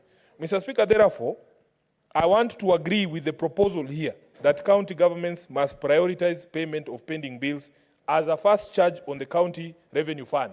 But what we don't understand is why is this not being done even as it is, because that is the law. The law is that we pay our debts first before we do anything else. Why is the control of budget allowing county governments to receive money, to continually receive money, when we know it is not going to the payment of these pending bills as a first charge on the county revenue fund as provided for in the law? Mr. Speaker, I want to make another proposal here. And this is something that I'm sure Senator Ledama agrees with. There is actually no point for any county government to begin construction or new projects when we have stalled projects that have not been completed. Mr. Speaker, if you go to Joseph Kang'ethe grounds in Woodley, there is a social hall that was begun by Governor Kidero in 2013. Up to today, between 2013 and now, Mr. Speaker, even though we have had subsequent county governments, no county government has seen it fit to allocate any resources for the completion of that social hall at Joseph Kang'ethe Woodley grounds. So why would a governor, upon election, Mr. Speaker, not prioritize completion of projects, and then you come up with new projects that are going to, again, get us into this rut that we are in? So, for instance, I have advised my county governor that, yes, he had this plan to subdivide Nairobi into 4 boroughs so that there can be better management of the city. But you don't need to build new borough offices. That is the one thing that I have told him, and I'm sure he understands, that in fact, when we have ward offices for the counties, there is no need for us to build any new offices for the county government, yet we have stalled projects in the health sector and other critical sectors, Mr. Speaker. Then, Mr. Speaker, there is a proposal here that county governments shall only pay pending bills contained in their respective procurement plans pursuant to Regulation 52 and 3 of the Public Finance Management County Government Regulations. Mr. Speaker, this is one of the most abused areas, that county governments will request for funds. They will give lists to the control of budget saying these are the projects or the bills we are going to pay. And when the money is released to them, Mr. Speaker, what do? They do that, what the Senator for Taita Taveta was alluding to, called voiding of transactions, so that they can then preferentially pay those who they have struck deals with in order that they can receive something as kickbacks. Mr. Speaker, therefore, I am a strong supporter. In fact, if today you tell me that we should ring fence all the money that comes to Nairobi County government, we start paying off suppliers and contractors, people who are working on our drainages, I don't think anybody in Nairobi would object if we were going to prioritize payment of the people who collect our garbage. I don't think anybody in Nairobi would complain if we said we are going to stop everything else, we are going to focus on this service delivery.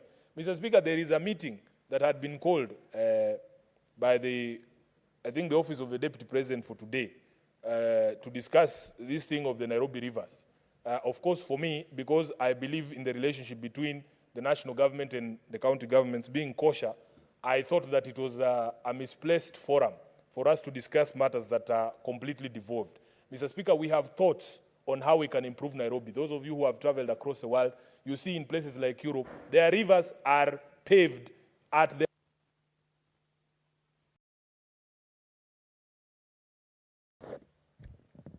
Okay, next is Senator Chute Mohamed. Asante sana Mheshimiwa Spika. Ningetaka kumshukuru Senator wa Narok, Senator Ole Kina kwa kuleta maono na shida ambayo counties wako nayo kwa pesa ambaye haijalipwa kwa muda mrefu sana. Mheshimiwa Spika, kawaida county serikali ya county na serikali kuu bado ni serikali ambayo imechaguliwa na raia ya nchi hii. Na pesa ambaye wanatumia ni pesa ambayo imetolewa kama ushuru na raia ya nchi. Pesa ya county sio pesa ambaye haina hesabu yake, iko na hesabu yake, na pesa ambaye inataka kujulikana imefanya kazi gani. Mheshimiwa Speaker, kuna kitu inaitwa public participation. Kabla miradi haija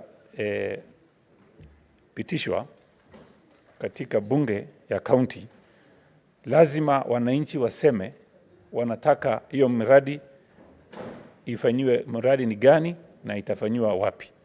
Baada ya wananchi kuamua wanataka miradi gani ifanywe, sasa hapo ndio sasa wanaanza kupanga mpango ya kuanza mchoro, kama ni mjengo, kama ni barabara, alafu hiyo mchoro inawekewa bei yake ambayo inaitwa quantity surveying.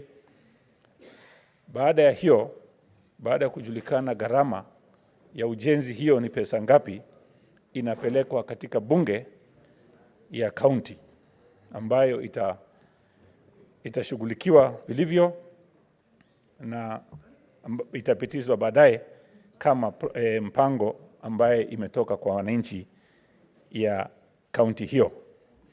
Baada ya hiyo,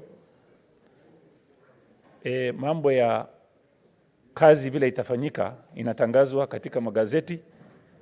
Wale contractors ambaye wanataka kufanya hiyo kazi wanajaza bei yao, inapitizwa na wale watu wanashughulika na procurement ya hiyo mpango.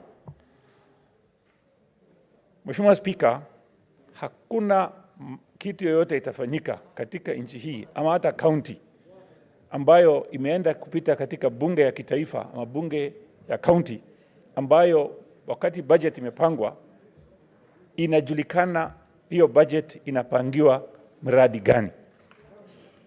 Mheshimiwa Spika, shida ambayo iko ndani ya county baada ya budget kupitizwa, baada ya project kujulikana ni gani,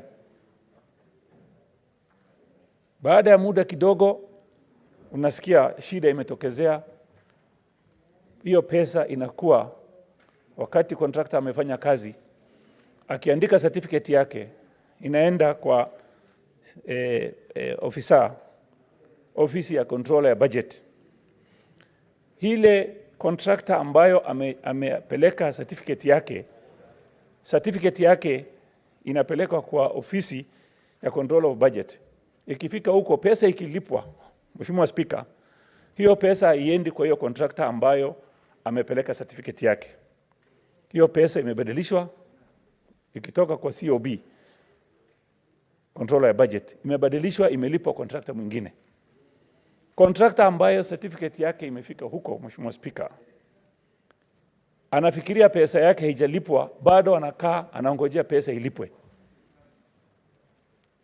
Kumbe yeye hajajua pesa yake imelipiwa katika ofisi ya controller ya budget. Imelipwa, account number iko huko, jina ya kampuni iko huko, na mwenye kuhakikisha ametayarisha hiyo certificate katika county amesign, jina yake na signature yake iko huko. Mheshimiwa Speaker, njia moja ile inaleta shida sana kwa counties na contractors na suppliers kuangamia ni pesa zao inakuwa diverted, inabadilishwa kutoka hiyo kampuni yao inalipwa kampuni nyingine. Mheshimiwa Speaker, niko na ushahidi kutoka ofisi ya controller ya budget kwamba kuna kampuni ndani ya county ya Marsabit, county ambayo mimi nasimamia kama senator. Kuna contractors wamelipa na suppliers wamelipwa kulingana na ofisi ya controller ya budget. Nimepatiwa hiyo documents kutoka ofisi hiyo. Wale contractor wangefaa kulipwa, nilipowauliza walisema hawajapata hiyo pesa. Mheshimiwa Speaker, njia moja ya contractors na suppliers kukosa pesa yao ni hiyo. Njia nyingine contractors na suppliers wanakosa pesa yao ama inacheleweshwa ni hii kitu inaitwa on source revenue, ile pesa ambaye inafaa, ushuru ambaye inafaa kuchukuliwa katika county. Wakati budget inapangwa, wanaongeza kiwango ambaye wangefaa kuokota iwe zaidi. Hiyo pia inafanya pesa ya county suppliers wakose. Mheshimiwa Speaker, shida ya tatu, Mheshimiwa Speaker, wakati budget imepitishwa, public participation imefanywa, budget ikipitishwa, kuna kitu ile inasumbua sana, inaitwa supplementary budget. Mheshimiwa Speaker, county yangu kama ya Marsabit, baada ya budget kupitizwa, wanakaa ile maendeleo ingefanywa, ile ujenzi ya barabara, ya nyumba, ya shule, ya hospitali ingefanywa, ilikuwa kwa budget, inaenda kubadilishwa kutoka budget ile ilikuwa imepangiwa, wanatengeneza supplementary budget. Pesa zote inatolewa kwa hiyo maendeleo, inapelekwa kwa kitu inaitwa emergency relief supplies. Mheshimiwa Speaker, county kama ya Marsabit, pesa ya maendeleo imebadilishwa katika supplementary budget, ikapelekwa kwa chakula, saa zingine inakuwa milioni 600, 700 mpaka milioni 800. Mheshimiwa Speaker, sababu hiyo pesa inabadilishwa kutoka development fund inapelekwa kwa relief supplies ni kwa sababu ukipeleka kwa relief supplies hakuna ile tenda ya kawaida inafanywa, kwa sababu inaitwa emergency supplies procurement system, njia ambayo inafanya ofisi ya governor kuitisha contractors bila kupitia ile njia ya tenda ya kawaida. Mheshimiwa Speaker, sisi tunaambiwa senators ni watu ambao wangetakikana wajaribu kusaidia devolution katika nchi hii. Mheshimiwa Spika, devolution ni lazima ikuje na maendeleo. Mheshimiwa Spika, ukiangalia kaunti zingine, siwezi kutaja majina hapa, maendeleo yao ya ujenzi, development yao iko 6% peke yake. Ninakaa katika komiti ya devolution na nimeshtuka sana, kuna counties ambayo inayo 6% peke yake, 6% peke yake. Mheshimiwa Spika, kama unatumia 94% kufanyisha kazi 6%, kweli devolution iko kufanya kazi. Naona kama hatufanyi kazi ya devolution vizuri. Nataka kushukuru sana tena Senator wa Narok kuleta hii hoja. Mheshimiwa Spika, ukiangalia kaunti ya Waislamu ambaye governors ni Waislamu, wanasema wanaendanga haji, wanaenda umra, wanasali mara 5 kwa siku, wanalipa sadaka, wanalipa zaka. Ukiangalia kaunti yao ndio kaunti ambayo inarudisha devolution nyuma, Mheshimiwa Spika. Kwa sababu kaunti iko na corruption kubwa ni hizo makaunti, Mheshimiwa Spika. Kwa sababu wanadai kaunti yao ni kaunti ambaye ni arid, ambaye sehemu ambayo haina mvua ya kutosha. Wanajaribu kuweka pesa ya kujenga naye kaunti, wanarudisha kukula naye chakula. Mheshimiwa Spika, ukienda samani kidogo Senator Chute, kuna hoja ya nidhamu kutoka kwa Senator wa Sengishu. Mheshimiwa Spika, kulingana na kanuni za bunge 105, je, Senator wa Marsabit anaweza kuwa na stabakati zote kuonyesha kuwa Muislamu ama gavana Muislamu una uhusiano wowote na ufisadi? Tachute. Sasa hiyo, Mheshimiwa Spika, mwenzangu kidogo ametereza kidogo. Sijasema iko dini inaonyesha mwingine ni mkora. Kwa hivyo vile mimi nasema ni kwamba wale watu tungeheshimu kama Waislamu, unatoa sadaka, unaenda nini, hiyo ndio nimesema hawa wangefaa kuhakikisha kaunti zao inafanya kazi mzuri. Mheshimiwa Spika, nikiendelea, devolution inakufa, Mheshimiwa Spika, kwa sababu ya, Mheshimiwa Spika, yuko mahali nilienda Manyata fulani, nikaonyeshwa kaburi, nikaambiwa hii mzee amekufa amekufa akidai kaunti. Mheshimiwa Spika, kuna watu wengi sana wamepoteza maisha yao, sio kwa sababu ya ugonjwa, sio kwa sababu ya shida nyingine, kwa sababu ameenda kuomba pesa kwa benki, ameenda kuomba pesa kwa familia yake, ameenda kuomba pesa kwa marafiki zake, akaenda kufanya kazi ya kaunti. Pesa inakaa miaka 5 haijatoka, Mheshimiwa Spika. Mheshimiwa Spika, nakubaliana na Senator Olekina. Kama ningeulizwa leo pesa zote ambayo iko pending bills, maendeleo yote isifanywe, kwanza walipe pesa ambayo watu wanadai serikali. Haijalishi serikali ni gani, kama ni ya county ama ni serikali kuu ya serikali ya Kenya. Saa hizi ukipatikana na KRA hujalipa ushuru, unapigwa kitu inaitwa penalty. Sasa serikali inakupiga penalty, raia wakati serikali inakataa kulipa pesa yake, watalipa penalty kutoka wapi?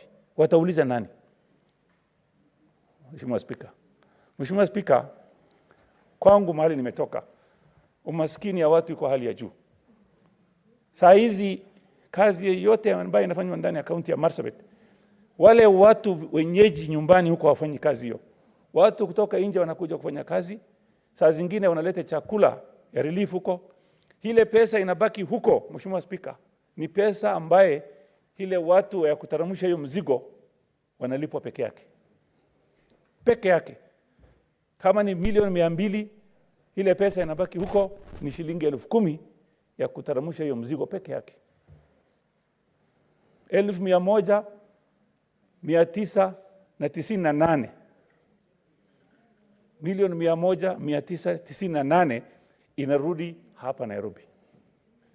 Unaona hata pesa hakuna kwa miji, kwa sababu pesa yote imerudi Nairobi. Vile imetumwa Nairobi, imerudi Nairobi. Lakini wale watu maskini kidogo kidogo, milioni 1, milioni 2, wamefanya kazi kwa county, mpaka leo miaka 5, 6 hawajapata pesa yao. Mheshimiwa Speaker, ningependa hata president yetu akae afikirie kama raia yake nchi zingine ya Europe ama hata Saudi Arabia. Mheshimiwa Speaker, wana wanapanda ngano ndani ya Saudia, serikali inapatia wa pesa msaada. Kama ngano yao ingetoa shilingi 1,000, serikali inapatia wa shilingi 200 ili wauze hiyo nini yao ngano kwa 1,200. Lakini serikali yetu inaiba kutoka raia ya Kenya. Unachukua deni, raia anapatia serikali deni, na serikali hailipi deni. Na serikali nyingine, nchi nyingine inasaidia raia yake, na serikali hii ya Kenya inamaliza raia yake. Mheshimiwa Speaker, Senator Ole Kina amefanya kazi mzuri sana, na tunataka kusupport.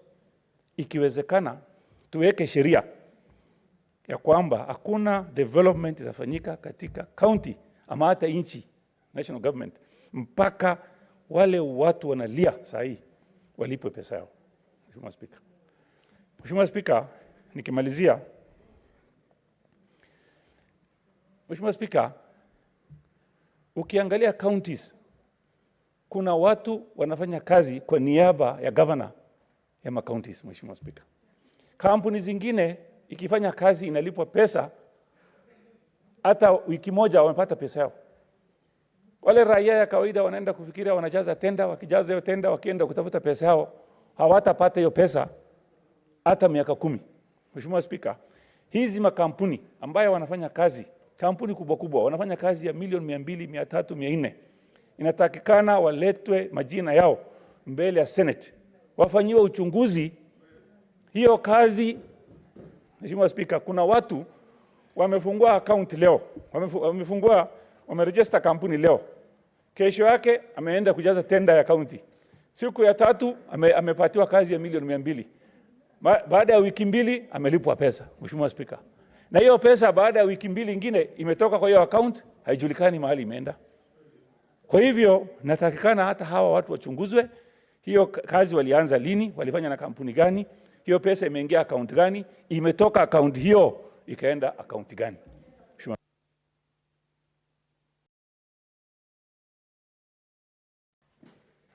Next is Senator Ogola Beatrice.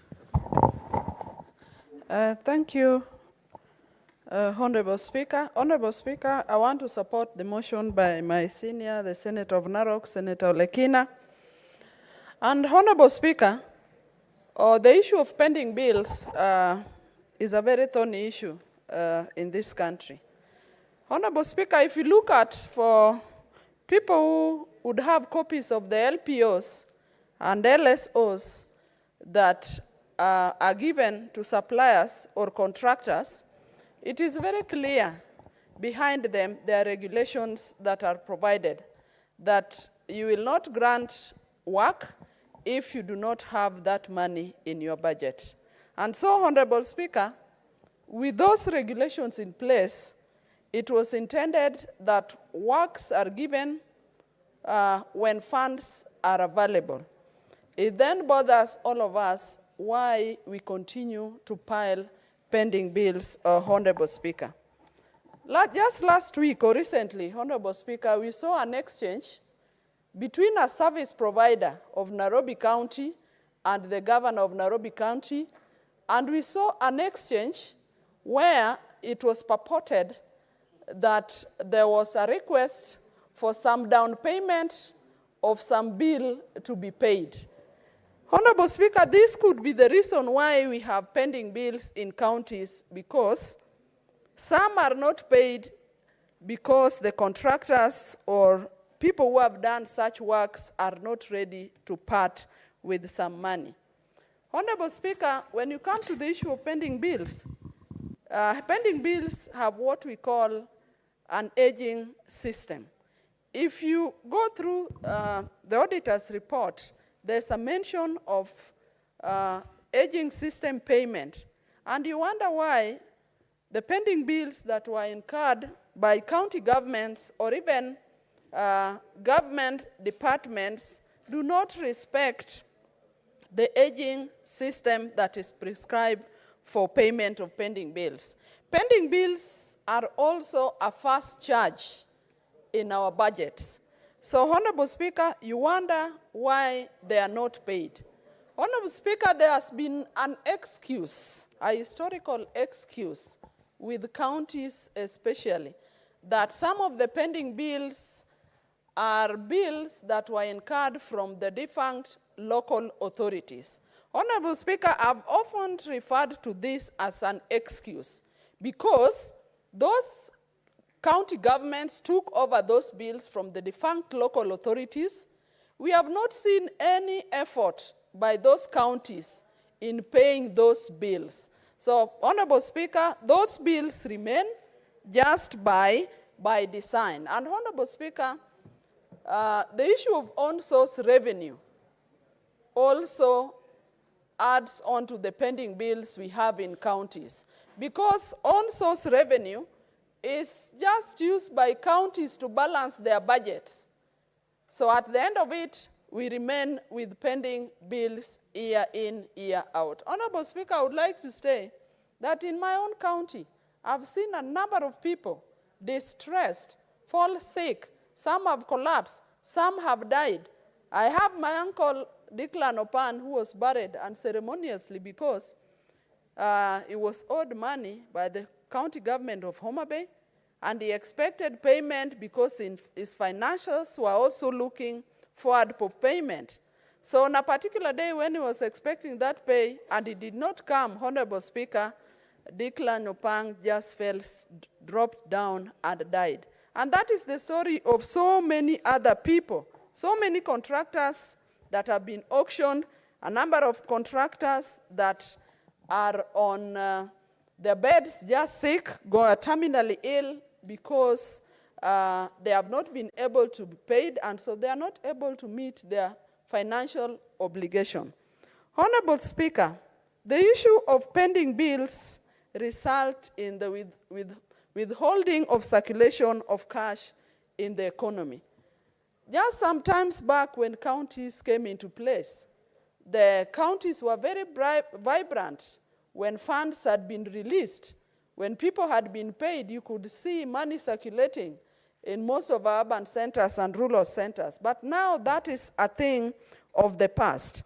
And Honorable Speaker, I support this motion because the pending bills also put pressure on the scarce resources that we have in our counties. Honorable Speaker, because these pending bills, they attract penalties which have to be paid. If they are paid by the counties, it means that there's pressure that is exerted on the resources that we already have. Honorable Speaker, if you look at the last auditor's general's report, there's even a mention of abandoned and incomplete projects all over the country. Honorable Speaker, these were projects that some money has been put in. So, Honorable Speaker, I support this bill, and I want to say, Honorable Speaker, that it is unfortunate that counties were supposed to make our people be vibrant in their businesses, but instead, because of the non-payment of these bills, it has killed a lot of small business people. But Honorable Speaker, we have also had the example of Nyeri as a county by the senator of Nyeri. I would like to say that our governors and a number of government departments, they need to learn from Nyeri. They need to pick Nyeri as a role model and learn why a number of counties have pending bills and Nyeri does not have pending bills. But, Honorable Speaker, as we talk about the counties, even the national government, if you look at the Auditor General's report, the national government departments also have huge pending bills, led by the Ministry of Roads, the Ministry of Energy, and even the Ministry of Health. And incidentally, even OP has a percentage of pending bills. We want to say that Our government departments, our county governments must meet their obligations so that our people are able to thrive and the economy of the counties are able to grow. And Honorable Speaker, as I wind up, I would also like to mention the fact that we are looking forward to MCAs to provide the first primary oversight over some of these worrying trends. But Honorable Speaker, it is also worth noting that some of those MCAs are also contractors in the counties. So as a senators, we look on the MCAs to provide oversight. Some of them are conflicted. They are contractors in the counties. So, Honorable Speaker, the Senate must stamp its feet, and I want to end by supporting this motion and by saying that let us keep pending bills as a first charge in the budgets and let our governments meet their obligation. I support, Honorable Speaker. Thank you. Honorable Senators, exactly at midday, we'll be interrupting the debate to usher in the CS for gender and culture so that she can answer the questions as it was earlier communicated. I don't know whether she is allowed. If she is, then you can. Senator Mandago, you want to use 1 minute? Thank you very much, Honorable Speaker. Honorable Speaker, I rise to support the motion by Senator of Narok, Senator Ledama Olekina,